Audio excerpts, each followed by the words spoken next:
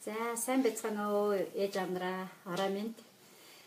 За өнөөдөр амралтын өдөр та бүхэнтэйгээ уулзахаар одоо цаг зарцуулаад бид бүхэн ажиллаж байна. За бид нар одоо хамгийн их тулгымцсан асуудал болох солио өвчний талаар та бүхэн зөвлөгөө өгөх гэж байгаа учраас та бүхэн одоо энэ бидний бичлэгийг үзээд шаардлагатай асуулт байвал одоо бид нарт илгээгээрэй. Бид нар асуултанд чинь дэлгэрэнгүй хариулж өгөх бэлэн байна. За одоо өөрийгөө танилцуулъя.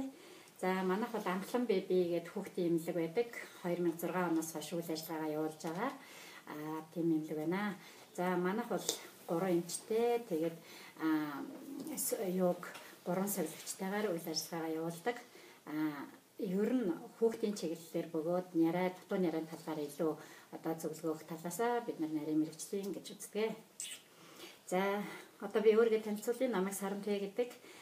Би 1985 оноос хойш 83 оноос юм байна. Амгаахын одоо чиглэлд өөрийнхөө цаг завыг зориулж одоо хүүхдүүдийн эрүүл мэнд одоо сайн сайхны төлөө өөрийнхөө мэдсэн бүхнээ зориулаад нийт 34 жил болчихъя. За тэгээд анх бол 83 онд амгаахын дундад ороод тэгээд дараа нь эхний хэсгийн төвд Нарийн сэхний сувлагчаар 3 жил ажилласан. Түүнийхээ дараа бол амгаахын дэдэд элсэн ороод хүүхдийн эмчээр цаашид төгснөөс хойш байнга тасралтгүй ажиллаж байна. За ер нь одоо ингээд бидний амьдрал дээр айгүй их өргөн тохиолдоод харагдаад байгаа юм бол одоо суур өвчтэй хүүхдүүдийн тохиолдол маш өндөр байдаг. За суур өвчнөд бол бид нар ээжийн асаргаа хүүхдүүдэд агаар салхинд гарах урьдчилан сэргийлэх одоо бүх арга хэмжээг яг цаг хугацаанд нь зөв хийж чадах юм бол тэр суур архаг өвчнийг үүсгэхгүй байх бүрэн боломж байдаг. Гэтэл одоо бид нар энэ дээр бол маш их алдаа гаргаад хүүхдүүдээ суур дөрөв өвчтэй болгоод байгаамаа.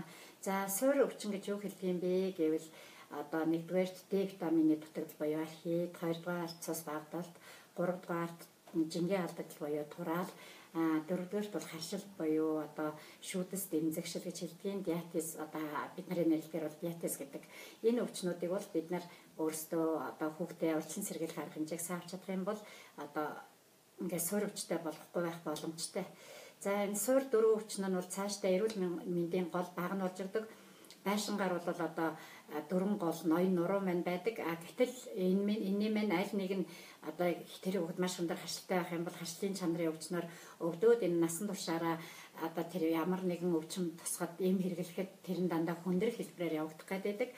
Түүнтэй адилхан сулдаа гэдэг энэ дээгэн дутагдлыг бид нэр цаг хугацаанд нь дээг өгөөд хүүхдээ агаар салхинд сайн гаргаад байвал дээгэн дутагдлыг оруулахгүй байх боломжтой байдаг. Гэтэл бид нар энэ дээрээ алдаад хүүхдийг одоо сулдаа буюу одоо архит гэдэг өвчтэй болгочдөг юм аа. За дээгэн дутагдлаас сэргийлээд ер нь жирэмсэн ээжүүд Д витамины найрлагатай одоо витаминыг жирэмсэн үед авах хэрэгтэй. Ялангуяа сүүлийн саруудаа хоёрдугаар хугацаанд төрсөн няраа бол ерөнхийдөө ээжээсээ төрөлхийн архитгүй төрдөг. Харин бага жинтэй няраа хугацаанаас одоо төрсөн няраанууд авах юм бол дээгэн дутагдaltaй байдаг учраас тайлбар дээг эрт өгөх хэрэгтэй байдаг. За дээг ер нь 14 хоногтойгоос нэхэлж өгөх хэрэгтэй байдаг. Няраа хүүхдийн хоногийн тун нь бол 400 одоо нэгж байдаг. Тэгээ бид нар хүүхдэд өгч байгаа витамин D ер нь D мань хэд байгаа юм бэ гэдгээ заавал харж хянаж авах хэрэгтэй. Тэгээд цаашдаа хүүхдээ 2 нас хүртэл тасралтгүй D өгдөг болно. Одоо эрүүл мэндийн зөвлөмж байдаг. Сүүлийн үед бол ер нь 3 нас хүртэл тасралтгүй D өгөх нь илүү зохимжтой гэж үздэг. Сүүлийн үеийн янз бүрийн судалгаанууд байгаа. Тэгээд энэ судалгаанаас ингээд үзэхэд зөвхөн хүүхдэд биш том хүмүүст дээгэн дутагдал маш их байгаа гэсэн дүгнэлтүүд гарсан. Ингээд дээгэн дутагдал яагаад ингээд том хүмүүст илүү байгаа юм бэ гэвэл бид нар нөгөө хүүхэд наснда одоо 2 нас хүртэл хүмүүс маань ихэнх нь мэддэг дээг ямар нэг юм ихч багч алдаж оноод зарим ээжнэр бол туйлын хариуцлагатай өгдөг. Зарим ээжнэр бол ингэж одоо их бага хэмжээгээр чамаагүй ингээд ямар ч гэсэн өгнө гэдгийг мэдээд өгж идэг. Тэгээ ингээд өгөхөөр тэр 2 нас хүртэл хүүхдүүдийн одоо цусны шинжилгээнд дээгэн түвшин бол харьцангуй ингээд одоо хүүхдүүдийн маань 80-90% нь болохоор архитгүй гардаг. Гэтэл ингээд 5 настай хүүхдүүдийн бол одоо 60-70% нь архиттай болж ирж байхад насан туршидтын бол 90-95% нь дээгэн дутагдaltaй байж байгаа. За дээгийн дутагдал бага насны хүүхдэд илэрхээр ямар шинж тэмдэг илэрдэг юм бэ гэхээр хамгийн нэгдүгээр хүүхэд хөлөрдөг, хөлс нь нэлээд тийм ихүү үнэртэй байдаг, шээс үнэртэй болж эхэлдэг. Тэгээд удахгүй хүүхдийн толгой дөрвөлжин хавирганы нуманд өөрчлөлт орж, хавирганы нуман дээр их шиг зүйл тэмдэрэгддэг, хавирганы нум гадагшаа эргэдэг. Тэгээ ясны өөрчлөлтүүд цаашдаа гүнзгийх юм бол О юм уу X хэлбэрийн одоо майг хөлтэй хүүхдүүд бол үүсч эхэлдэг. Тэгээд энэ яс нь ингээд цаашдаа нэгэнт хэлбэр дүрс нь алдагдана гэдэг нь ганцхан тэр хөл гарны хэсэгт ингээд хэлбэр дүрс нь алдагдаад байгаа юм биш. Цээжний ясны ингээд бүтцэн өөрчлөгдөд эхлэхээр одоо ингээд хавчиг цээжтэй болох эсвэл цээж татгшаа шахагдах нөгөө талдаа бас ингээд яг нөгөө булчин цог суларчдаг учраас хүүхэд амьсгалын замын өвчнөр аяг хөвддөг.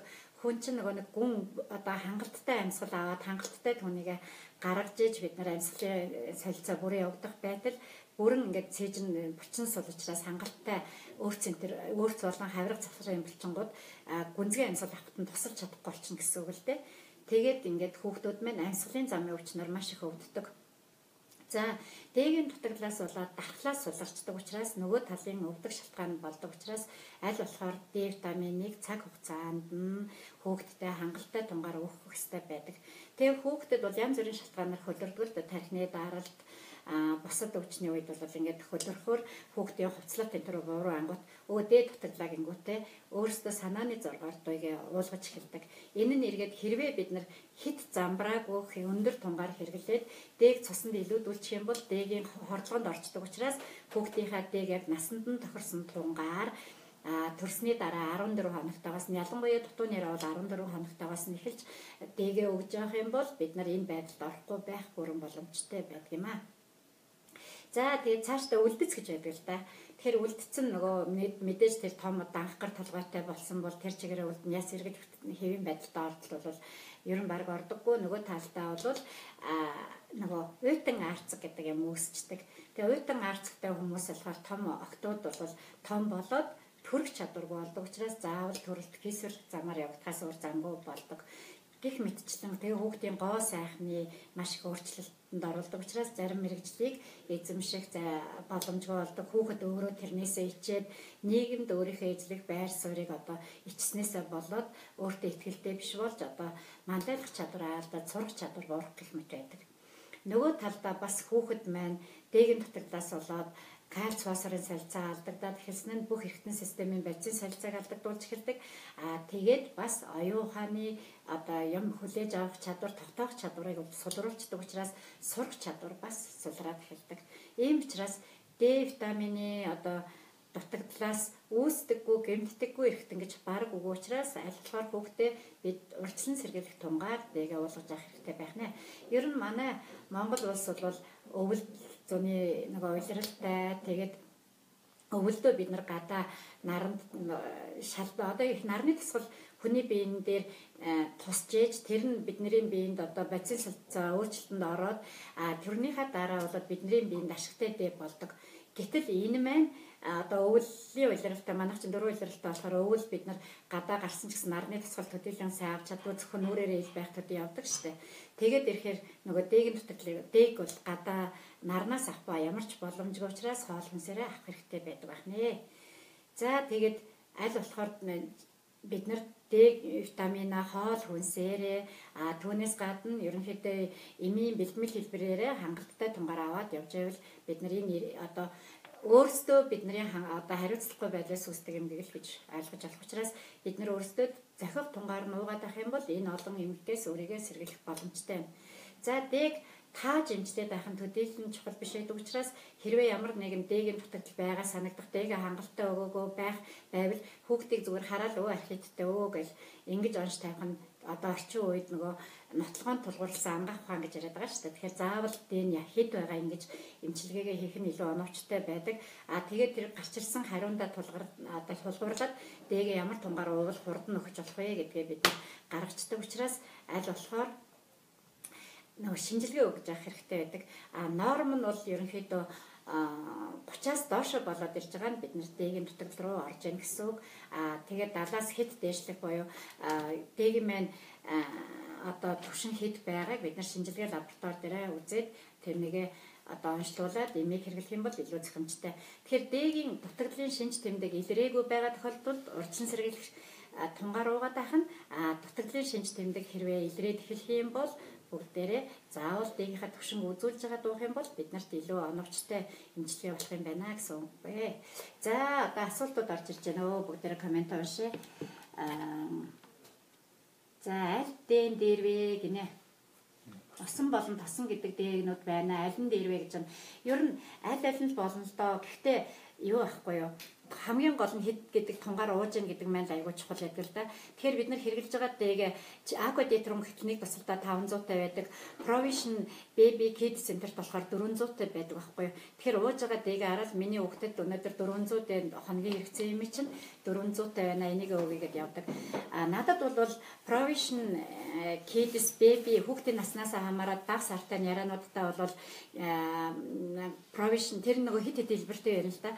Provision Baby-гээ өгвөл тэн 400 дээтэй байгаа. Түүнээсээ гадна хүний биеийн ашигтай бактериуд байдаг. Тэр ашигтай бактери нь өөрөө дээгийнхээ эргэн шимэгдэлтийг нэмэгдүүлээд дээгийн солилцоог сайжруулдаг хоёр талын давуу үйлчилгээтэй байдаг. Бас тэр нь илүү дээр. Тэгээд арай том сартай хүүхдүүдтэй бол кицийн өгвөл бас давхар С, B1, B2, B3, B6 гэх витаминууд дээтэйгээ цуг явж байгаа учраас энэ илүү дээр юм уу гэж зөвлөмөр байна. За дараачих нь болохоор юу гэж байгаа юм бэ? Тийм 4 настай хүүхдэд өгч болно. Ер нь нөгөө түрүүн судалгаан дээр бид нар ярьсан шүү дээ. 2 нас хүртэл хүүхдүүдийн ихэнх нь нөгөө дээг зарим хариуцлагатай ээж аваад бол ингээд өрхөөсөө юм өөрөө ч юм ингээд байнга дээг өгсөн байдаг байхгүй. Гэтэл нөгөө юу хүүхдүүд маань болохоор том хүүхдүүд маань 2 нас хүртэл дээг уухгүйгээд орхигдчихсан чинь дээгийн дутагдал илүү үүссэн байдаг учраас 4 настай хүүхдэд өгч болно. Урьдчилан сэргийлэх тунгаар 400-аар өгч болно. Ямар нэгэн архитектийн шинж тэмдэг илэрх хүүхд чинь хэд өвчлөмтгий байгаад байх юм бол бас ингээд дээгийн дутагдлаас болоод цус багталтанд орох зам байдаг. Ингээд хэд одоо ядраа одоо тийм дархлаас уртай юм шиг санагдаад байвал дээгийнхаа төвшинг үзүүлээд дээг ямар тунгаа уухаа тогтоож болно. Ямар нэгэн эмчилж үзүүлээгүйгээр ууж байвал хоногийн тун 400-аараа өгөөрэй. За дараачих нь олон дээ сайн бол олон төрлийн дээ байдаг болчихсон. Архитект хүүхдэд ямар асаргаас явуулах хэрэгтэй вэ? Архитекттэй хүүхдэд бол ерөөсөө гол асарга нь ерөөсөө архитект чинь зөвхөн D витамины дутагдал гэдэг үг л юм байгаа ерөөсөө. Тэгэхээр хамгийн гол нь 100 ингээд гадаа хүүхдээ авч гарах тийм тохиолдолтой бол айлтгаар нарны тасгалыг толгоогоо нарнаас хамгаалаад малгайгаа өмсүүлчихэд нарны тасгалыг айлтгаар биен дээр нэг шорт маркетуудад яваад нарнаас байгалийн дээг авах хэрэгтэй байдаг. Тэгэнгүүтээ хүмүүс нэг уудаг дэгээ зогсоочдаг. Тэг хэрэггүй айл цугд хоногийн тунгаа явж байгаарай.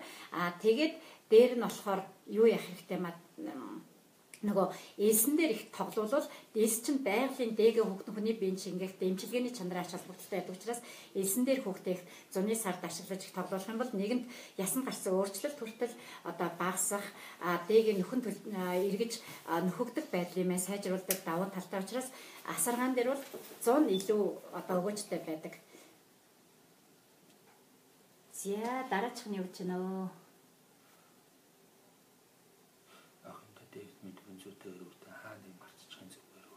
Хоногийн тунанд охиндоо 400-тай дээг өгөө тэгээд хаяа нэг мартчихад ах юм гэж юм л да. Тэгэхээр нөгөө хоногийн минь тун 400 учраас өнөөдөр бид нар хүүхдтэй энэ чинь энгийн ийм асуудал авах ясны хоол гэдээ ойлгочих болно. Тэгэхээр өнөөдөр бид нар өөрсдөө хоолоо идчихэл маргааш хоолоо идэхгүй явж яснаа нөгөөдөр хоолоо идээд байвал яах вэ? Жингээ алдагдлаа орно өлсөн шүү дээ. Тэрнтэй адилхан нөгөө дээгэн дутагдлаас яг ингээ ходоод хоолоо өгөхгүй байх юм бол хоржигноод ингээд хоол идэхээс нааш тайвшрахгүй хүүхэд бол уйлаад хүмүүс бол өлслөө гэдэг ингээд биеийн чичрээ ч юм ингээд шинж тэмдэг нь илэрдэг байхгүй юу. Дээ болохоор цаанаа дутагдaltaй байсан ч гэсэн ингээ ямар нэгэн шинж тэмдэг тэр дороо илэрдэггүй айжмдаа удаандаа илэрж яадаг болохоор тэр мартчаа тэр өдөр нь ямар шинж тэмдэг илрээг болохоор болж гин гэж ойлгоод яваад байдаг байхгүй юу. Тэгвэл тийм биш. Энэ нөгөө 400 удаг юм чинь хоногийн хэрэгцээ 400-га мартаад байхаар тэр өдрийн тун чаа алдагдаад яваад байна гэсэн учраас аль болохоор дээг бити мартаарай. Тэгээд 2 нас хүртэл ерөөсөө тасралтгүй өгнө. Ер нь сүүлийн үеийн зөвлөмж бол 3 нас хүртэл өгөөрэй гэдэг. Монгол улсад бол 3 нас хүртэл өгөөрэй гэдэг зөвлөмж гарч ирээд байгаа.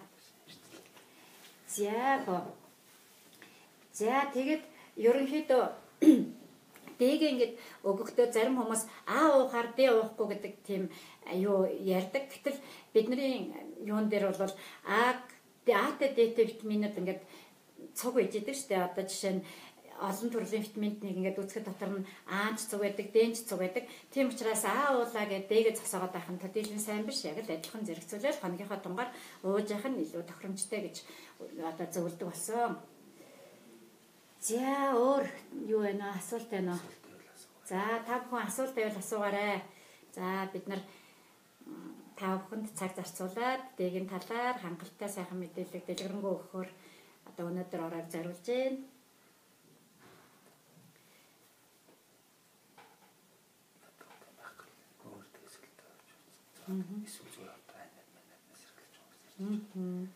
За тэгээд одоогийн байдлаар нэмэлт асуулт орж ирээгүй байна.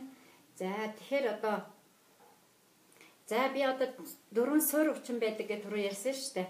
Тэгэхээр 4 суурь өвчин дээр чинь бид нар нөгөө цус багдалтай хашил, дэгийн дутагдал гэдээ ярьсан тийм үү. Тэгвэл энэ дөрвөн өвчин чинь бие бинийгээ хооронд нь ингээ уялдуулаад байдаг учраас нэг суурь өвчтэй байхад заавал нөгөө суурь өвчин үүсчих гээд байдаг болохоор аль болохоор бид нар эдгээрээс сэргийлээд идэж ууж байгаа зүйлэндээ ээж маань харшил сэдэгч зүйл хэрэглэхгүй байвал бид нар хашлаа сэргийлж болдгийм байна. Ялангуяа няраа ээж нар нөгөө талдаа дээгээ цаг хугацаанд өгöd ах юм бол архит гэдэг өвчнөөс сэргийлж болох юм байна. Цус багталт гэдэг нь нөгөө 6 сараас эхлээд хүүхдэд төмөр гаднаас заавлуулах хэрэгтэй байдаг. Энэ төмрөө цаг хугацаанд нуулгаад ээж нь цус багталтгүй, жирэмсэн үедээ цус багталтгүй байх. Жирэмсэн болохоос өмнө өөрөө цус багталтыг эмчлэх. Хэрвээ жирэмсэн үедээ цус багталтай байвал төмрийн бэлтгэлээ ууж цус багталтаа одоо нөхөн төлжүүлж цусыг хэвэн одоо норомд оруулсан байх юм бол бид нар энэ одоо өвчнүүдээс сэргийлэх бүрэн боломжтой байдаг юм аа. Тийм болохоор та бүхэн маань аль болохоор бидний гараас болоод бидний асаргаанаас бидний мэдлэг дутаад хүүхэд өвдүүлэхгүй байхын тулд энэ талдаа өөрсдөө мэдлэгтэй байх хэрэгтэй байдаг.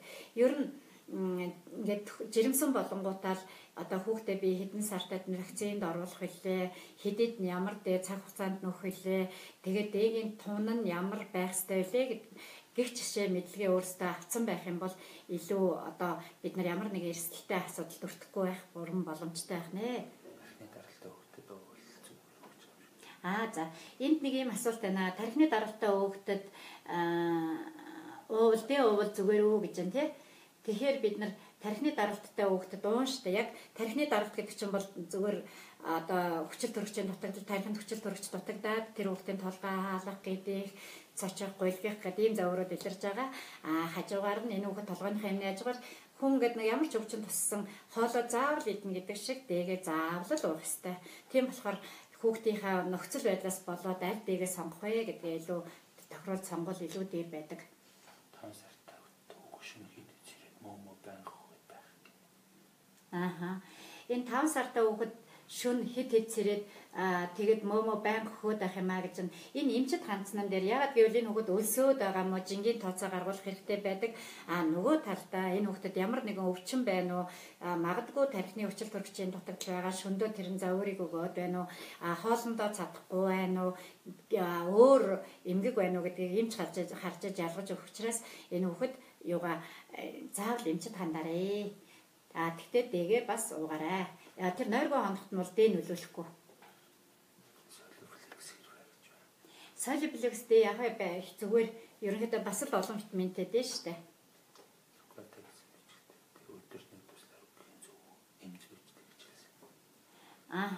Өдөрт нэг туслаар дэг өгөөрэй. Энэ зөв үү гэсэн байна л да. Гэтэл бид нар хараа зах зээл хөгжсөн маш их олон янзын дэ байдаг байхгүй юу? Тэгэхээр та бүхэн дэгээ өгөхдөө хоногийн минь хэрэгцээ 400-аас хэрвээ бид нар гадаа нар салхин гардгүй өвөл гэж бодох юм бол 1000 хүртэл өгнө гэж бодоод явах хэрэгтэй байхгүй юу? Тэгэхээр тэр өгж байгаа дэгийнхаа нэг тусалдаа юм уу 1 мл дэ юм уу байгаа тунгаа ингээд бодож ингээд өөр дээр нь бичсэн байдгийг тэрийг аягүй сайн хаар. Тэгэхээр зөвөр нэг тусалдаа 500-тай дээж байдаг, нэг тусалдаа 100-тай дээж байдаг, нэг тусалдаа 200-тай дээж байдаг. Тэгэхээр аль тусалдаа хэд байгаа юм бэ гэдгээ тооцоолно. Хэрвээ тусалдаа 500-тай байх юм бол бид нар өдөр нөгөө хоногийн тун одоо ингээд ялангуяа 100 бол 400 тэгээд өвөл бол бүр бид нар 1000 хүртэлтэйгээ барьж явна шүү дээ.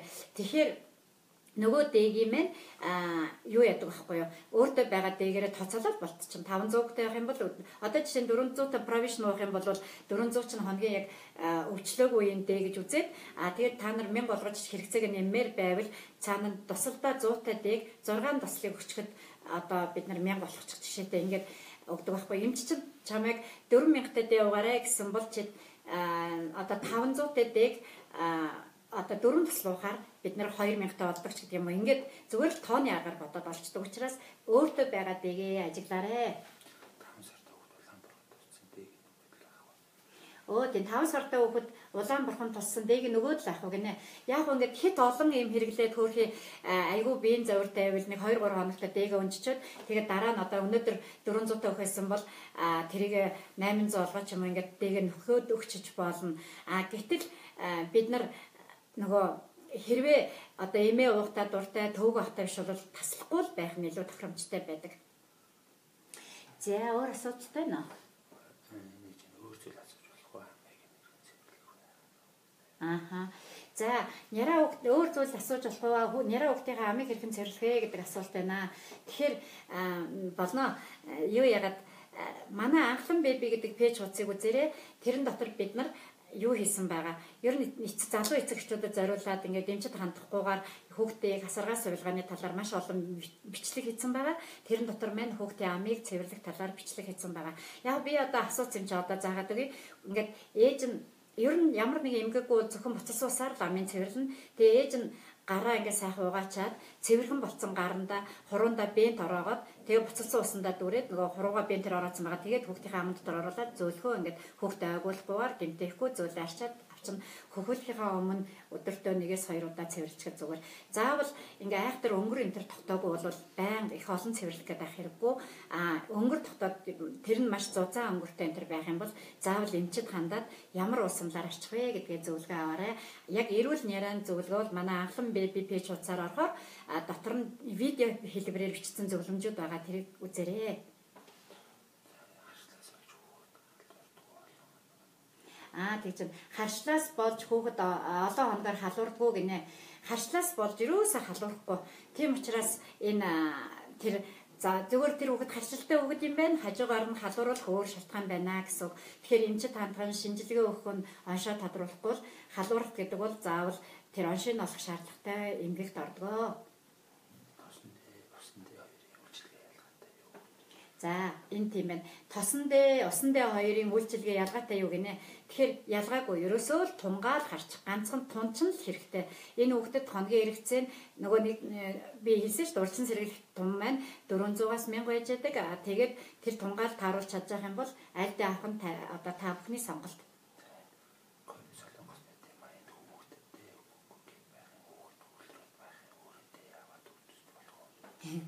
Тийм ээ солонгост байгаа хүүхдэд дэ тэндээс өгөхгүй гэдэг юм гинэ. Тэгээд бид нар өөрсдөө аваад өгчих болох уу гэдэг чинь. Тэгэхээр энэ хүүхэд нөгөө ямар нэгэн одоо нэмэлтээр цаад эмнэлгээс нь дэ өгөөгүй гэдгийг өөрөө 100% мэдчихэвэл одоо нэмэлтээ өгөхөөс сур зам байхгүй л дээ. Тэгэхээр заавал хүүхдтэй одоо энэ гадуур түгээмэл байгаа сайн чанарын дэг аваад солонгос руу явуулчих болно шүү дээ. Хэдэн сартай хүүхэд юм болоо. Тэгээ тэрийг биччих тэгвэл би дэгийг чинь зөвлөд өгөө.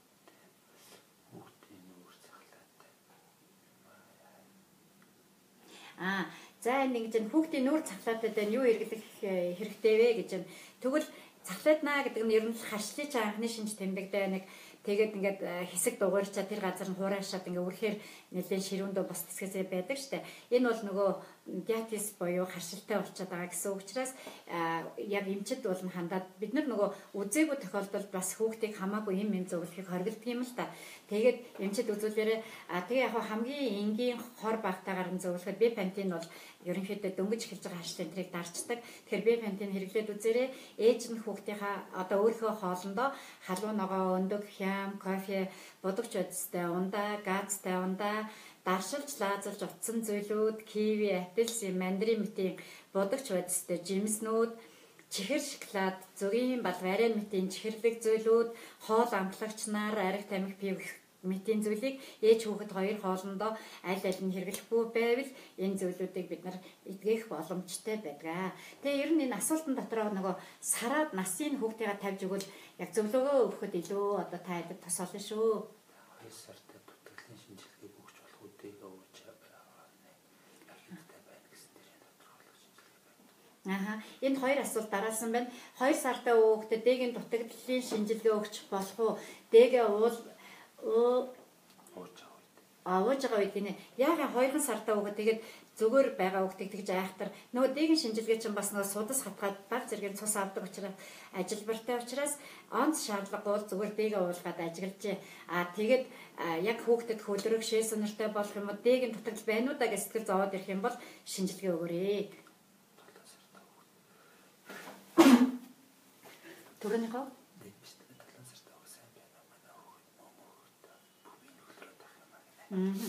За 7 сартай хүүхэд манай хүүхэд хөхөө өгөхдөө бүх бие нь хөлрөөд байх юм яах вэ гинэ. Ер нь ингээд нөгөө хөлрөх нь өөрөө маш олон шалтгаанаас болдог учраас миний бодлоор бол энэ 7 сартай хүүхэд эмчит хандчвал илүү дээдээ. Тэгээд дээр байгаа. Тэгээд яг үзээд яг юун дээр байна, оншны юу юм бэ гэж тодорхойлвол илүү дээр байдаг. Хэрвээ тань зүгээр илүү дээгийн байж магадгүй гэсэн сэтгэл байвал нөгөө дээгийн шинжилгээгээ өгчөөрэй. Тэгэх юм бол дээгийн шинжилгээнд дээрээс чинь тулгуурлаад яг дээд чинь нэг бол мөн дээгээ уулгыгээд нэг бол дээгээ чи үгүйсгээд нөгөө бусад өвчнөлөөгөө одоо зоригтой нэгэнт дээ зүгээр юм чинь гээд дараагийн алхмаа хийхэд бид нар тус болдог учраас шинжилгээгээ өгч болно. Ер нь өгөөгүй байсан ч гэсэн заавал эмчит хандаарай. 8 настай хүүхдэд бол хамгийн том гэрээсээ 400-500-аар бодоод дээгөө өгч нь яг тэ том хүүхэд юм чинь аквадетроментер гэдэг одоо зүгээр зардал багтай, уухад төв багтай учраас тиймэрхүү дээ байж болно. Тэгээд бага сартай хүүхдэд бол бид нар илүү нөгөө нэг хажууд нь витаминтай, тэгээ олон витамины найрлагатай тэм дээгээ давхар явуул илүү сайн зүгээр байдаг. Тэгээ тийм витаминууд нэг чанартай, тэрийгээ дагаад их үнэтэй байдаг. Арай жоохон харьцангуй үнэ нь өндөр байдаг учраас ер нь бага сартайдаа бид нар тэрийгээ зарцуулаад том хүүхдэд бол зүгээр дан дээ өгчөд ер нь зүгээр.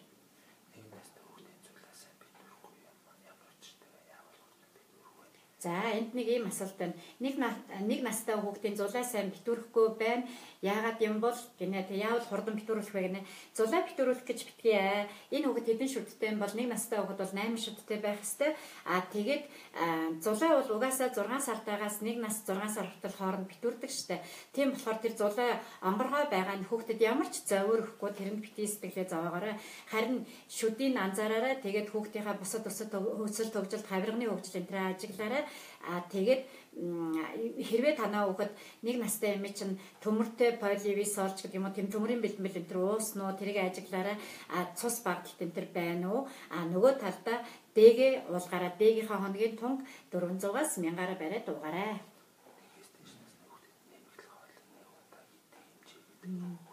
Нэгээс дээш настай хүүхдэд нэмэгдэл хоолыг нэг удаад ямар хэмжээгээр өгөх вэ гинэ. За 200 мл-аар өгөн. Тэгээд хүүхдийн жингийн нэмэгдлээ аягүй сайн хардаг. Тэгээд ер нь хүүхэд хоногт 7 удаа хооллох хэрэгтэй байдаг. Нэг нас хүрэнгүүт хүмүүс гэрийнхээ хоол руу оруулцдаг. Арай автдаг учраас бид нэр ирээдүйн ходоод гэдсний архаг өрсөлдөөн хүүхдүүдтэй болохгүй тул хүүхдээ аль болохоор 2 нас чадвал ер нь 2 нас 5 сар хүртэл яг хүүхдэд зориулсан хоолыг бэлдэж номхон жижиглэгдэж машиндагдсан байх хэрэгтэй байдаг. Хүүхдийн мэн шүд бүрэн ургаж чадаагүй учраас үүдэн хідэн шүдэрээ нэг жоохон жажлаад тэгэл ходоод руугаа жажлаагүй нөгөө нэг том хүний хоол оруулчаад байдаг байхгүй. Тэрнээсээ болоод биднэрт яг нөгөө түрүүний дээгийн дутагдал шиг тэр дороо шууд шинж тэмдэг нь илэрхгүй байжгаад яванда ходоодны өрсөлдөй болцдог. Болохоор хоолыг ингээд хүүхдэд зориулж бэлдээрээ. За баярлалаа. Талархал явуулсан хүмүүст бүгдээрэнд баярлалаа.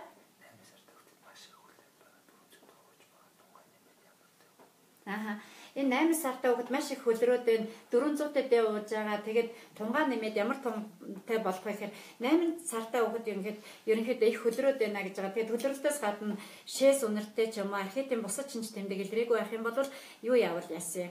Ер нь эмчит хандаад бусад зовир байна уу гэдэг үзвэл нөгөө талдаа яг нэг бол дээгийнхаа төвшинг үзүүлээд тэр талаас одоо зөвлөгөө авал яасан хөлрөнө гэдэг чинь хүүхдэд байх ёсгүй шинж тэмдэг байхгүй юу. Тэр чигтэй нойтон биен дээр нөгөө ингээд хүүхэд унтчихсан чи чигтэй ингээд цамцад нэг гараад ороод нэг хүрдэг өмсгөл гаргаад ороод ирэхэд хамаг биеийн чигтэй энэ нөгөө амьсгалын замын өвчин хатгаар өвчлөх суурчин болоод идэг. Тэгэл өвдгөөрөө дахиад дархлаа нундаг. Ийм тойрог хэлхэнд орчхоосоо сэргийлээд аль болохоор хурдан хөлрөлтийг арилгах арга хэмжээ аваад хүүхдэд эрүүлжүүлэх хэрэгтэй байдаг. Бид нар ч гэсэн би 5 үедээ л хөлөрдөг, жирийн үед тэгтлээ хөлөрдөг учраас оншин олж хүүхдэд завиргүй болгосон нь илүү дээр шүү гэж зөвлөмөр байна.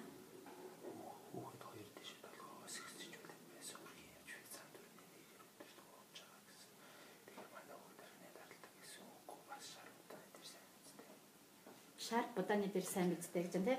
За 2 сартай хүүхэд толгоогоос ижлээд байна. Тэгээ пизза мууж байгаа. Тэгээд энэ нь одоо тархины даралтай гэсэн үг үү?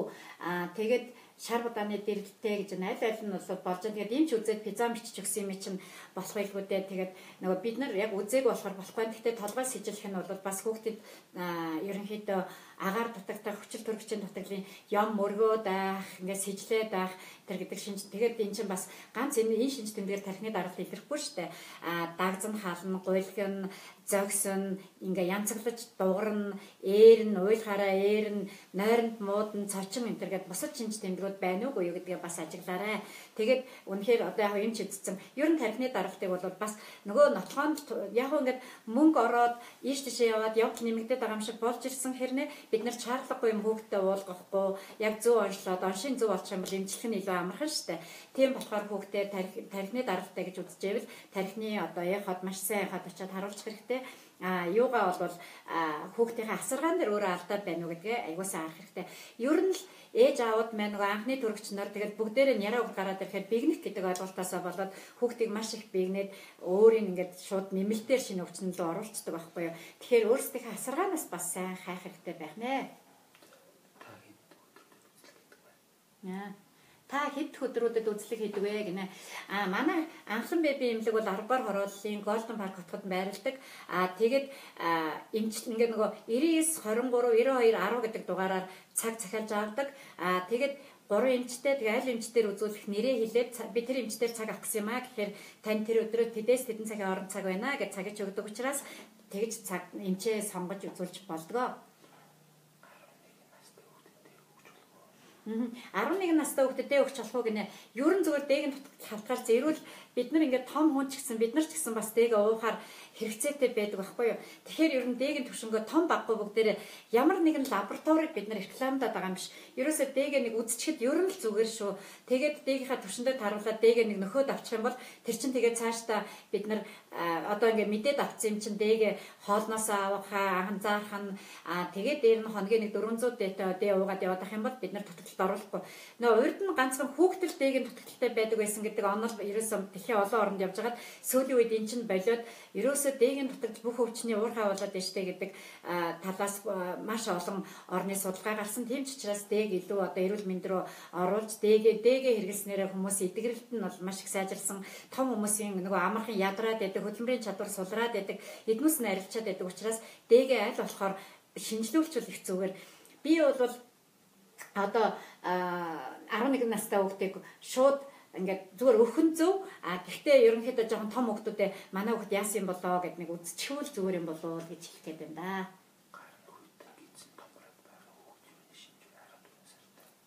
14 сартай гэдэг чи 2 сартай гарн хүйдэн гидсэн томроод байгаа хүүхэд юуны шинж вэ гинэ.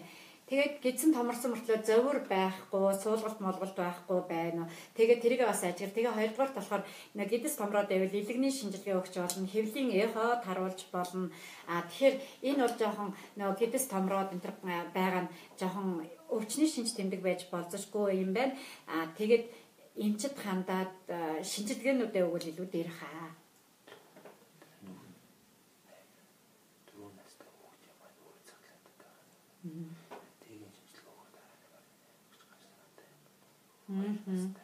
Дээгэн шинжилгээ өгөөд 18.8 гэж гарсан.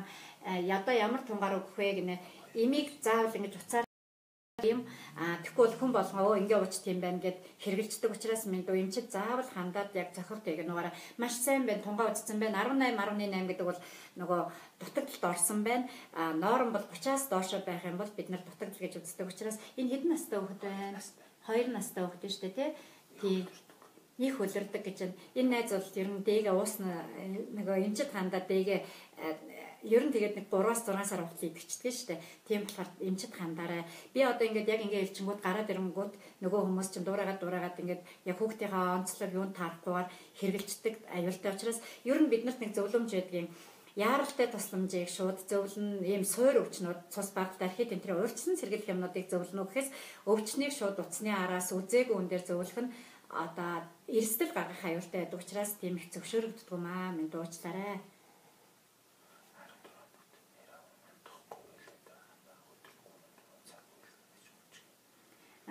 И 14 хоногт нэрээ унтахгүй уйлагнаад байх юм а өдөрт 3-аас 4 цаг уйлагнаж өнчих юм гинэ. Энэ нөгөө нэг тархины даралтай хүүхдийн нэг шинж боёо гидсний колик гэдэг юу аахгүй юу.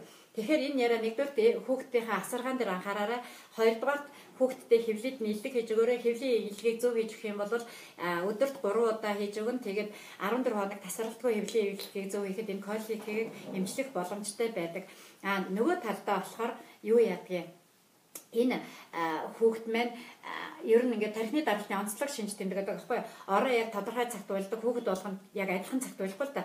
Зарим хүүхэд 6 цагт уйлаад 9 цагт дуусч яхаа, зарим хүүхэд шөнө 9 цагт эхэлснээр одоо 12 дуусдаг ч юм уу нэг 3-аас 4 цаг үргэлжлээд тэгээд юу ч болоогүй юм шиг унтчихаал мөмөө өхөөл хэвэн байжсэн маргааш яг тэр цаг нь болохоор уйлдаг. Энэ хүүхдүүд бол ер нь эмчит хандсан нь илүү дээр байдаг. Тэгээд бас няраа массаж гэж байдаг. Массаж хийх юм бол эмчилгээний өндөр ач холбогдолтой.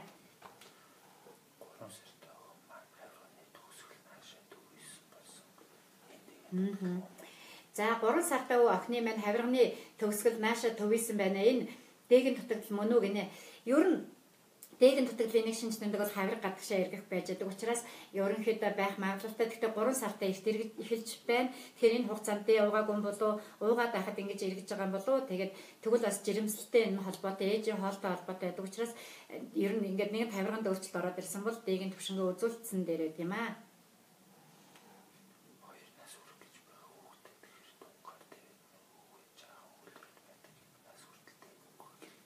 За 2 нас хүрэж байгаа хүүхэд хөлрөөд байна. Тэгээд дээгээ яаж тунгаа өгөх вэ? Хэдэн нас хүртэл өгөх вэ гэсэн асуулт байна. Тэгэхээр энэ асуултанд ер нь хоногийн тунга 2 нас хүрэж байгаа юм чинь 1000-аар аваарай хөлрөөд байгаа учраас тэгээд нөгөө зуныг маш сайн ашиглаж агаарт гаргах наранд биеийн шарга хэлсэн дээр тоглох гэх мэт арга хэмжээ аваарай. Тэгээд ер нь 3 нас хүртэл дээгээ битгий таслаарай. 100 ч өвлч уулгаарай.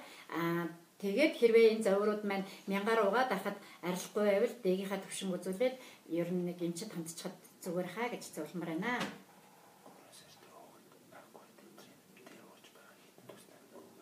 3 сартай хүүхэд аква детрумдыг ууж 1-2 туслаар уулгаарай. Нэг туслалтаа 500-тай байдаг учраас 1-2 туслаар уудгийн уухад илүү тохиромжтой. Ягаад 1-2 гэж хэлээд байгаа юм хэрэг аква детрум өөрөө тусаж ядал 2 туслаар очихоор ээж нарайгүй шаналцдаг байхгүй юу? Тийм учраас бид нар нөгөө хоногийн тун 500-аас 1000 гэдэг тунг барьж байгаа учраас их айх хэрэггүй.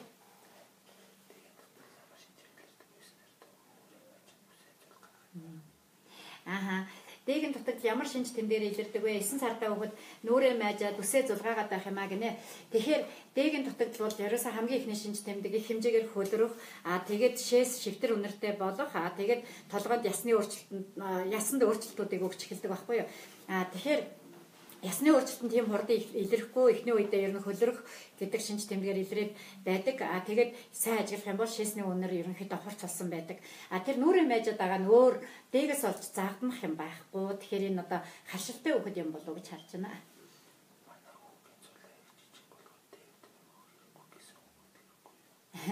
Энэ зулаа жижиг учраас дээ өгөхгүй гэж нэг асуулт байгаа даа. Зулаа ерөөсө том байна уу, жижиг байна уу? Тэр ерөөсө тийм биднэрт төдийлөн ач холбогдолтой зүйл биш. Харин зулаа ингээд одоо ингээд 1.5-ыг үржих 1.5 гэсэн харьцаатай орон хэлбэртэй ерөнхийдөө дундаж хэмжээнд байд юм л та. Тэгээд энэ маань өөрөө ингээд яваан дундаа ингээд бид нар чинь үзлэгээ хийхээр толгой цээжний хэмжээ ингээд хэмжээд идэг штэ. Тэр чинь хүүхдийн толгой сардаа 2 см-ээс илүү томрох буюу ингээд тархины даралт тэр нь усчаад хүнд хэлбэрийн хүчил төрөгчийн дутагдал нь усчаад хүн дэлбэрийн тархины даралт үүсээд хавгнаад байна уу гэдгийг л олох зорилгоор бид нар юу яадаг байхгүй юу? Тэр толгойд хэмжиж одоо гавлын ясны заад салаад байна уу гэдгийг үздэг. Тэрнээс ш хэмжээд ингээд заацаараа халдаад салаад яваагүй бол тэр зулаа жижиг байх нь юусаа аюултай биш. Тэрнээс болоод асуудал үүсэхгүй. Жижиг байгаад ч бид нар ямар ч тусламж үзүүлэхгүй учраас зүгээр л дэгээ хүүхдийнхээ урьдчилан сэргийлэх тунгаар өгөөл явж байгаа. Хитрхи нөгөө өндөр тунгаар өгөх мөгөх үедээ л харин хариуцлагатай хандаарай гэж зөвлөмөр байна. 3 настай хүүхэд унтах үедээ их хөлөрдөг. Энэ юуны хэ гэж энэ хүүхэд миний бодлоор бол жоохон байхдаа өчл төрөгчийн нутагт нутагтай байжгаад агаар ч юм уу гаргаад ч юм уу тэгээд тэр одоо эсвэл эми эмчилгээ жоохон хангалтгүй хийгдээд кисвэрээр төрсөн жоохондоо уйлдаг байсан хүү үзүү ороож исэн энэ ч одоо ингээд төрөлтийн янз бүрийн шалтгаантай байгаад тэр нь ингээд төгс эмчилэгдээгүй хүүхэд одоо өвөл болоод ялангуяа энэ өвөл чинь бид нар нэг утаа тортогноос болоод гадаа гаргахгүй хүүхдүүдэд их хөлрүүллээ шүү дээ. Тэгээд тийм учраас тийм талын зовир байгаа болов уу гэж одоо дэмчид хандаад энийг эми эмчилгээ хийлгэх агаарт гарах хоёрыг хослох юм бол энэ 100% идэгнэ санаа зовлтгоо.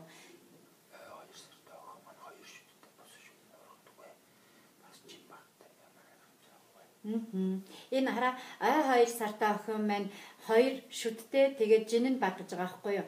Тэгэхээр 2 сартаа хугацаанд төрсэн хүүхэд бол 8 тэр байтга 10 шүдтэй болцсон байх хэвээр байтал 2 шүдтэй байна гэдэг үг. Энэ бол ерөөсөө л энэ хүүхдэд оюу байна. Тийм учраас эмчид яаралтай ханд эмийнхаа тун дээг бүх ингээд иж бүрэн шинжилгээгээ хийлгээд тэгээд төгс эмчилгээ хийлгсэн нь дээр шүү. Тэгээд жингийн багжин алдагдaltaй гэдэг нь бид нар энэ суур өвчнүүд яг хэвдээ тэгэл дээн дутагдаад явж байгаа нэ зайхтай ингээд туран хажин багтай байна л гэж бодож болдгүй юм. Жин багтай байгаа нь эргүүлээд бид нар ингээд ямар нэгэн өвчин тусцсан байхад өлсөд байгаа үедээ ерөөсөө идэхгүй тэгэл аль хор цай хоол цайгаа уугаад ингээд сайхан амраад байх юм бол ямар ч ханиад хүрсэн ч тэр байтгаа хүнд өвчнийг ч бид нар даавах боломжтой байдаг шүү дээ. Гэтэл нөгөө хүүхэд маань угаасаа жингийн алдагдaltaй гэдэг чинь хагас өсгөлөө хүүхэд гэсэн үг байхгүй буруу хооллогдоод юм хоол тижэл хангалттай хэмжээгээр авахгүй тэр хүүхдэд хэрэгтэй байцууд хоолоор нь орохгүй байх гэсэн үг байхгүй хоолол гамшиг. Тэгээ манай хүүхэд зөндөө иддэг мөртлөө жин нэмдэг өнтер гэдэг бол бид цэвэр бидний алдаанууд байгаа гэж үзэх учраас энэ хүүхдийг жингийн нэмэгдүүлэх хэрэгтэй байдаг. Жингийн нэмэгдлийг бол жингийн алдагдлыг бол зөвхөн хоолоор сувилдаг. Энэ дашрамд ингээд хэлэхэд ээж аавуудад ер нь зөвлөгөө өгөхөд бид нар ингээд хүүхдийн гарцсан хойно нь ингээд жингийн алдаагаал дээгэн дутагдуулаад хөлрөөгөл ядраагаад ингээд туршилтын хүн шиг тэгээд тэр шинж тэмдэг нь илэрхээр нэг юм өгч туршаал ингээд байх одоо биднэрт эрхэнч байхгүй хүүхдийг тэгж хохироож болохгүй магадгүй дээгэн дутагдлаас болоод насан туршийн майг болгочих юм уу ингээд нөгөө хүүхд чинь том болохоор найзууд нь байгаль да ерөнхийдөө хамгийн энгийн үлдсэн май болчоод хүүхдүүд чоолоод байх юм бол тэр хүүхдийн сэтгэл санаанд хүртэл хүнд байх учраас бид энэ хариуцлагатай байх хэрэгтэй юм. Тэгээд нөгөө мэдхгүй би анхны төрөгч бид нар мэдгүй болохоороо гэдэг үгийг ерөөсөө байлгахгүй тулд өөрсдөө мэдлэгтэй байх хэрэгтэй байдаг. Тэгээд ер нь ингээд үзүүлж байгаа хүүхдүүд ихэнх нь харж байгаа дандаа асаргааны алдаанаас болж хүүхдүүдийг өвдүүлээд байгаа учраас манай анхлан беби хүүхдийн эмнэлгээс одоо маш олон бичлэгийг сүүлийн үед бол бид нар сая ханиа татгаа их гарсан учраас амьсгалын замын өвчний үед хэрэгэлдэг. Ер нь бүх өвчний үед ингээ хэрэглэх эмийн бос эмчилгээг ээж аваад гэрээр хийх хичээлүүдийг цувралаар оруулж байгаа. Тэднээс эмээ сайн үзээд аль хор хүүхдээ өвчнийг хүндрүүлэхгүй байгаарай. Нөгөө талдаа бас та бүхэнд энэ ташрамд хэлэхэд ингээд хүүхдээ төрхөөс өмнө ч юм уу төрөөд нөх удаагүй байхад нь одоо өөрсдийнхээ мэдлэгийг маш их сайжруулах хэрэгтэй байдаг. Хүүхэд жирэмслээд өнөөдөр жирэмслээ маргааш нь төрдөг зүйл биш шүү дээ. 10 сарын хугацаанд бол өөрийгөө зөндөө боловсруулаад зөндөө мэдлэгтэй болчих боломжтой байдаг учраас тэр эрүүл мэндийн боловсрол гэдэг юм дээр сайн анхаарах юм бол бид нар хүүхдээ ерөөсөө өвдүүлэхгүй байх бүрэн боломжтой байдаг учраас та бүхэн энэ талдаа жоохон анхаарал тавьж өгөөрэй. Жирэмсэн болоод ирэхдээ ном уншдаг, үздэг, хардаг, нэт одоо ингэж мэддэг. Тэгээд бас нэг юмыг зөвлөхөд нэтэр би энэс ингэ фэйсбүүкээр зөвлөгөө аваад нэг эйжен зөвлөгөө өгөө тэгээд тэрүүгээрээ хүүхдээ эмчлээд байгаа нь бас айгүй хүүхдийг алдаанд оруулсан байдаг учраас тийм мэдээллийг битгий авч байгаарай. Тэгээд тэр бол та бүхэнд одоо бас тэдний хүүхэд нэг өөр хэрэг, танаа хүүхэд нэг өөр хэрэг байдаг учраас үзээгүй утасны ардах зөвлөгөө гэдэг бол оновчтой биш байдаг учраас эмчид хандах тийм одоо мэдрэмжтэй байх өөрхийнхөө эмч байна. Танд бүхэнд үйлчлэх эмч нар бол маш баялаг байгаа учраас та бүхэн эмчид хандаж сураарай. За тэгээд энтэй чинь энэ асуудлыг бид нар ингээд маш их сэтгэл эмзэглүүлдэг учраас бид манай анхлан беби хүүхдийн эмнэлгээс хүүхдийн массажны сургалтыг явуулдаг. Тэгээ массажны сургалт бол хүүхдэд 60 хөдөлгөөнийг зааж өгдөг. Нэг хөдөлгөөнөө 6 хийхээр ингээд бид нар хүүхдэд 60 хөдөлгөөнийг одоо өдөртөө хийчих юм бол хүүхд 360 хөдөлгөөний дараа бол хүүхэд баг сайхан унтаж амардаг, чирэгчдэг, өвддөг. Тийм учраас массажны сургалтанд сууж өөрсдийнхөө хүүхдийг эрүүл байлгах спортлог хүүхэд бэлтгэхэд чинь хэрэг болдог. Нөгөө талдаа тархины даралтай хүүхдүүд ерөөсөө ингээд илээд байхаар заавал имэхгүй агаар гаргаад илээд байхаар эмийн хэрэглээ багасаад эхэлдэг. Учраас бид нар зовиртой үед нь им өгдөг. Зовир зогсчиход бол имийг зогсоодог. Тийм учраас тэр эмийн хэрэглээг багасгахад чинь та бүхэн тусалдаг. Нөгөө талдаа массаж илэг хийснээр хүүхдүүд ингээд нөгөө ээжтэйгээ аавтайгаа маш илгэсэг татна болдог. Учраас та нарын хайртай одоо танд ачлал сайтай хүүхдүүд өсдөг. Учраас энэ талаас анхаарах хэрэгтэй байдаг. Хоолны сургалт бас явдаг. Манайх 15 хоолыг нэг удаагийн сургалтаар ингээд яг нүдэн дээр нь хийж өгөөд ингэж ийм хэмжээний гал дээр яг инхээр галаа суулна ингээд хийж үзээд та бүхэнд амсуулаад юм сургалт явуулдаг учраас өөрсдийнхөө мэдлэгийг дэвшлүүлэхэд илүү хэрэг болдог гэж боддгоо. Тэгэхээр та бүхэн ингээд ер нь хүүхдээр битээ туршилт хийгээрээ туршилтыг хүүхдүүд ирээдүйд ухамсар суудсан ханаа бол бас ингээд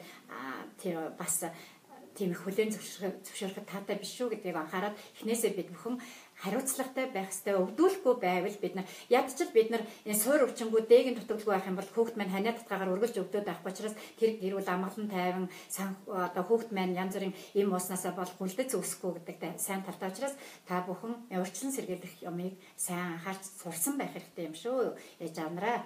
За өөр асуулт юу вэ нөө? Асуулт автагдаж байна. Тэгэхээр нэг тавтагдсан бол бичлэг үзчих тавтагтай биш асуулт. За их маш их асуулт ирсэн байна. Тэгээд ихэнх нь бол нэг асуулт давтагдаад байгаа учраас та бүхэн ингээд бичлэгээ буцаагаад үзэхээр зарим энэ давтагдсан асуудлуудад бол яаж юм дээг өрхийн эмнэлэг дээгin шинжилгээ авдаггүй гинэ. Өрхтөр одоохондоо дэ авдаггүй. Дэ ер нь сүүлийн үед Монгол оронд орж ирсэн. Тэгээд нөгөө жоохон шинэлэг бөгөө жоохон үнэтэй шинжилгээнд ордог. Тийм болохоор ер нь өрхтөр үздэггүй юм. Тэгээ эмнэлгүүдийн тариф бол янз бүр байдаг. Маш олон эмнэлэг дээр үздэг. Та нар өөрсдөө тарифын судалж байгаад өөрсдөө таалагдсан газар очиод дээгin шинжилгээгээ өгөх боломжтой.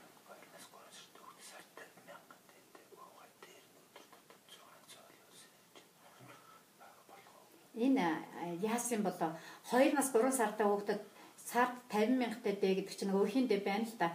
Тэгээд дээр нь уулгаад дээр нь өдөр тутамдаа 601-тэй дэ өгөөд байна гэж энэ болох уу гинэ. Зүгээр эрүүл хүүхэд юм бол яхан дан өөрхийгөө дэг уугаад явуул яасан. Ягаад давхарт явуулж байгаа юм бол хэрвээ ингэх шаардлага байгаа бол дэгийнхаа шинжилгээг өгвөл яасан. Яг яагаад нэмэх болсон юм болоо тэрийг бас анзаараарай гоо.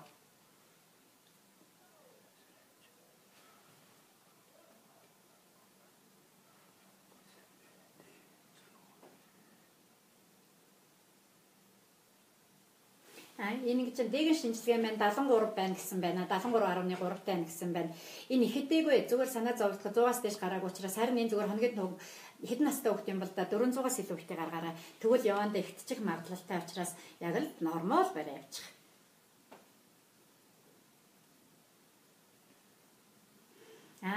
Танад дээгэн шинжилгээ авдаггүй гэнэ. Манайх нөгөө үүдэн эмнэлэг учраас дээгэн шинжилгээ авдаггүй.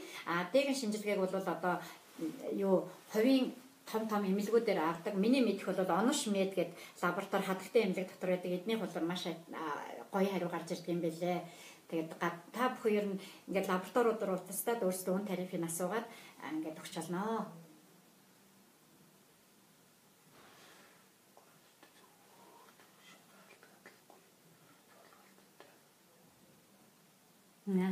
Гурван сартай зөвхөн хөхөө хөхдөг хүүхэд тэгээ шингэн алдалтгүй суулгалттай хүүхдэд ямар шингэн өгөх вэ гинэ. Тэгэхээр шингэн алдалтанд оруулахгүй тул бид нар шингэдэ өгж байгаа байхгүй юу. Тийм болохоор хорсоол нэг янз бүрийн одоо хүүхдийн зориултай шингэн сэлбэх уусамлууд байгаа. Тэднээсээ өгөөрэй. Тэгээ хэрвээ бид нар муу өгөх юм бол эн чинь удахгүй нөгөө шингэний дутагдлалд оруулна. Бид нар суулгалтаас найдаггүй шингэний дутагдлаас найдаг учраас хүүхдэд шингэнээ сайн өгөөрэй.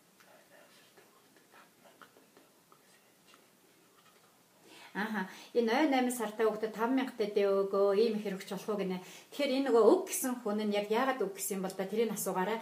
Тэгээ дэгийн чинь төвшин хэд юм бол доо тэрнээсээ болно. Хэрвээ дэ маш дутагдaltaй бол 5,000 таа ууж олон санаа зовлтгоо. рахид өвчи идэгдгүү засагддгүү гинэ. Идэгэн штэ.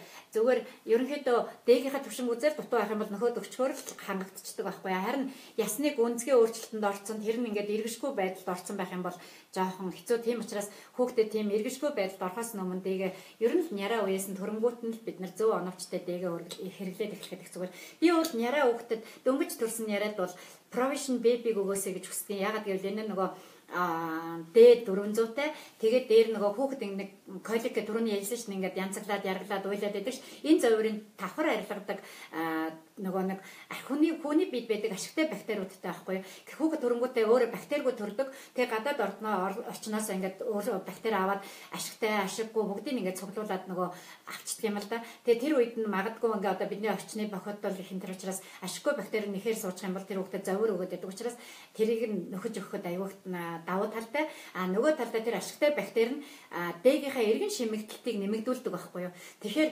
дэмэн ингээд биед орчоод нэг үйлчлэн дахиад ашигтай бактерийн нөгөө дулаан орчин үүсгэхээр тэнд дээгийн мэн одоо ингээд идэвхтэй процесс явагдана гэж энгийнээр хэлэх юм бол ойлгуулна. Ингээ хоёр замаар ороод байгаа байхгүй юу. Тэгэхээр энэ нь илүү яриадаа дээр гэж зөвлөмөр байна. Нэг настай хүүхдэд кальц уулгаж болох гэнэ. Кальцийг хамаагүй уулгаж болохгүй. Заавал кальцийн төвшинг үзүүлнэ. Яг ямар шалтгаанаар уулгах гэж байгаагаа одоо яа гэм одоо эмч тэр кальцийг бол хэн дуртай гэж уулгаад байхгүй. Зөвхөн эмч зөвлөнө.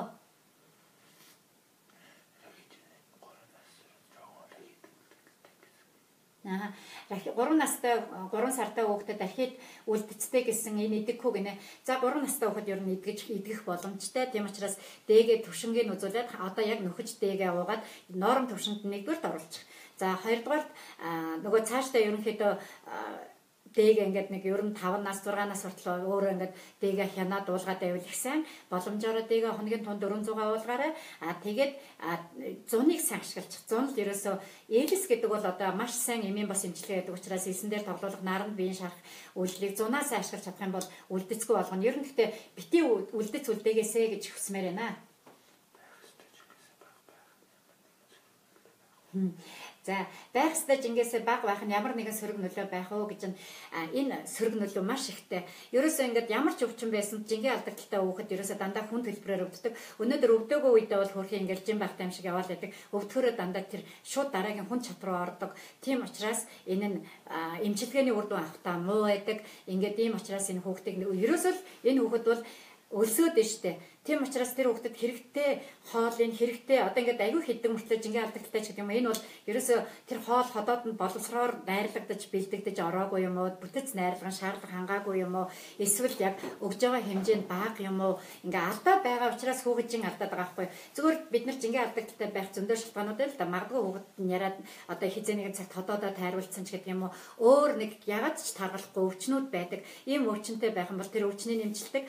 Тэгээ мэдээж магадгүй магадлгаанд ингээд хүн дэлбэрээр орсон бол бид нар жингээ алдагдaltaй явахт нь бол витаминээр нөхөд ч юм ингээ явж яадаг. Гэтэл цоо эрүүл сайхан төрсөн хүүхэд жингээ алдагдaltaй явна гэдэг бол энэ одоо бидний алдаа байдаг учраас хүүхдээ бушуухан жингээ нэмэх гэдэг тал дээр анхаарна. Гол эмчилгээ нь ердөөл зөв хооллолт.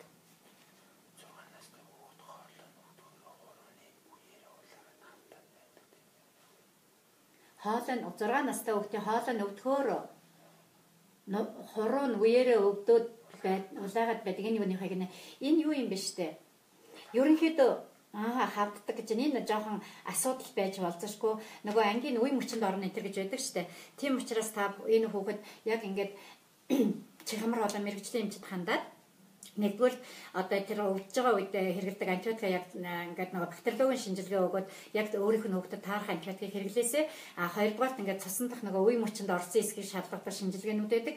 Тэрийг өгөөд чих хамар хоолой эмчэд очиод энийг үзүүлээрэ бидний харуул хэрлэг энэ төр үүсэж байгаа юм шиг байгаа гэж харахаар л байна да.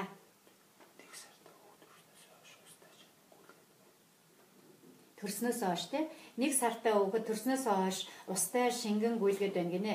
Тэгэхээр нэг сартай хүүхэд маань энэ ерөөсөө эмчит хандсан чин дээр нэгдүгээр хүүхдийн маань нас айгүй жоохон байна. Хэрвээ бид нар ингээ ийм удаандаа шингээ алдаад байвал одоо яаралтай арга хэмжээ авахгүй төрснөөс хойш байнга шингээ алдаад байгаа нь чухам юуныхаа гэдгийг ажиглана. Хоёрдугаар шингэн дутагдлын шинж тэмдэг илэрсэн юм уу? Нөгөө талдаа энэ нь эмгэг шингээ алдалт юм уу? Тэгээ ер нь ийм тохиолдолд бол хүүхдийнхаа баасыг бариад ирэх, эсвэл баасныхаа зургийг бариад ирэх эмчтэр хандхад бол тодорхой одоо оншиг зөв тавихад илүү тус болдог. Нөгөө талдаа хүүхдийнхаа одоо хүүхдээ ингээд лабораторид тэрж очиод аанаас наас нь бактериологийн шинжилгээ өгөөд энэ одоо баас нь хортой юм уу хоргүй юм уу гэдгээ шинжилүүлэх хэрэгтэй байдаг. Ямар нэгэн бактерийн гаралтай байна биш вэ гэдгээ онцлно. Гэхдээ л хүүхэд ингээд байнга шингээ алдаад байна. Нэг сарын турш гэдэг нь ямар нэг асуудал байгаа байна уу гэдгээ үзэн эмчит хандсанараа жингийн нэмэгдлийг үзэж жин алдагдал байвал тэрийг эмчлэх одоо бүрэн боломжтой байх нэ. Тэгэхээр эмчит хандараа хүүхэд жоохон байна шүү.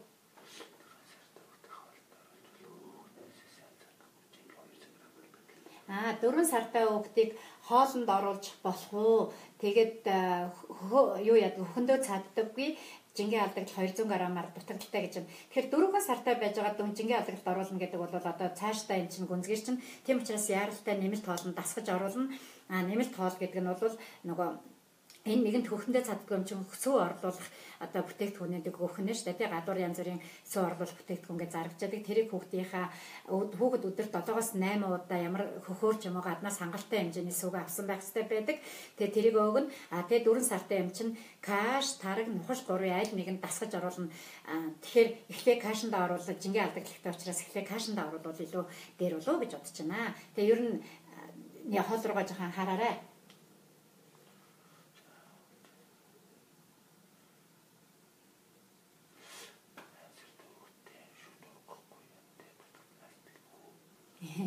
Ингэж та 8 сартай хүүхдийн шүд ургахгүй юм дээ дутагдaltaас болдгоо. Одоо апотек 400-тэй дэ өгч одоо Америкийн 400-тэй дэ өгч байгаа тунган нэмэх хэрэгтэй юу нэ. 8 сартай Америкийн дэ гэхээр нөгөө поливайт байх та. Ямар дэ юм бол та поливайт чинь юм штэ.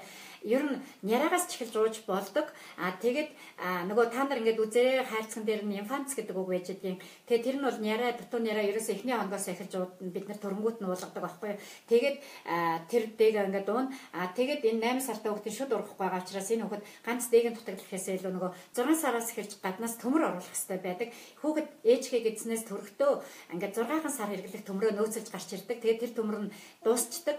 Тэгээд гаднаас 6 сараас ахвалаа төмөр оруулахгүй цус багталтанд ордог. Цус өөрөө 120 хоноод ингээд шинжлэгдэх байтал гаднаас төмөр орохгүйгаас болохоор цус үйлдвэрлэл зогсчихно гэсэн одоо хангалттай биш дутуу явагдаад тэгэхээр ингээд цус багталтанд 9 сартаагаас цочмог ороод эхэлдэг учраас хүүхдэд төмөртэй поливайт ч юм уу тиймэрхүү ямыг өгөх хэрэгтэй байдаг. Ер нь тэгээд хүүхд маань 8 сартаа тэгээд шүдэн урахгүй байвал эмчит хандаад ер нь ямар шинжилгээ хийх үү, төмөрийнхээ хэмжээг үзүүлэх үү, бусад арга хэмжээ авах үг нь. Гэхдээ яг учиргүй сэтгэлээр унах хэрэггүй. Аль болохоор хүүхдэд витаминээ илүү төлхөө өгöd өгөх юм бол энэ одоо ургана.